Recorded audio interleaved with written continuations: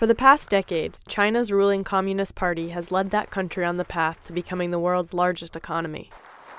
Comrade Wenjia Bao. The most recognizable of China's leaders is the outgoing prime minister, 70-year-old Wenjia Bao, a populist reformer known as the People's Premier. Mr. Wen, affectionately called Grandpa Wen, is often pictured in state-run media, arriving at disaster scenes like this one, bearing promises that the government will aid the needy. But a New York Times investigation has found that Wenjia Bao is also the head of one of China's wealthiest families, with a fortune valued at $2.7 billion in stakes in everything from hotels and insurance companies to luxury jewelers and internet startups. These publicly available documents show assets in the names of relatives of Mr. Wen and his wife. The Prime Minister's name never appears on shareholding documents. It's unclear how much Mr. Wen actually knows about his relatives' investments, even as they have profited from his political clout. Either way, the family appears to have gone to remarkable lengths to conceal their wealth, hiding it behind layers of partnerships, many of them formed with state-owned companies and some of Asia's richest tycoons.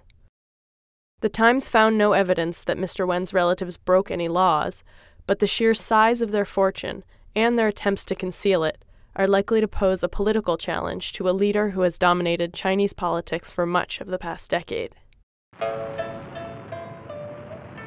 Wenjia Bao was born in 1942 during wartime, in the northern city of Tianjin. As a youngster in a family of teachers, Mr. Wen took an early interest in geography, and in college he earned a degree in geology. In the 1960s, during the Cultural Revolution, he was sent to western China's remote Gansu province to work as a geological surveyor, mapping some of the country's most difficult terrain. Later, he became a bureaucrat at the Ministry of Geology. In the 1980s, when Deng Xiaoping began searching for young party cadres to professionalize the leadership ranks, Wen was recruited to work in Beijing. But his political rise was threatened on the night of May 19, 1989, when he appeared in Tiananmen Square with party leader Zhao Ziang. As Zhao appealed to the young protesters to end their occupation of the square, Wen stood stiffly at his side. A couple of weeks later, soldiers opened fire on the protesters, killing many. Zhao was purged from party ranks for appearing too sympathetic to the protests. Party experts say Wenjia Bao avoided the same fate by pledging his allegiance to party leadership. In 2003, he became China's 6th prime minister and began a decade-long campaign of populist politicking. State-sponsored media followed him everywhere, especially after traumatic events like the Sichuan earthquake.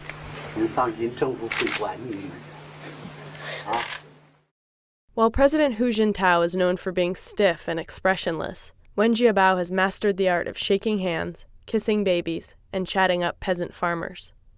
The public has rarely seen photographs of him with his own wife and children. Wen's wife, Zhang Beili, is a major player in China's jewelry and gem trade, and is known to be rich. Government censors often delete photos of them together.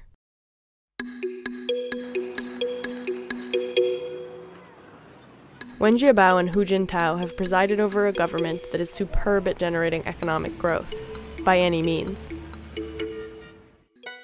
Analysts say the two leaders have been less adept at fighting corruption or strengthening the rule of law.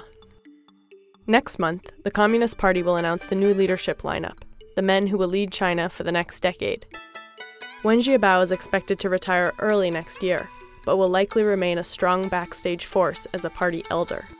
Regardless of whether the prime minister knowingly helped his relatives amass a fortune, analysts say this will almost certainly weaken Mr. Wen's standing in the party.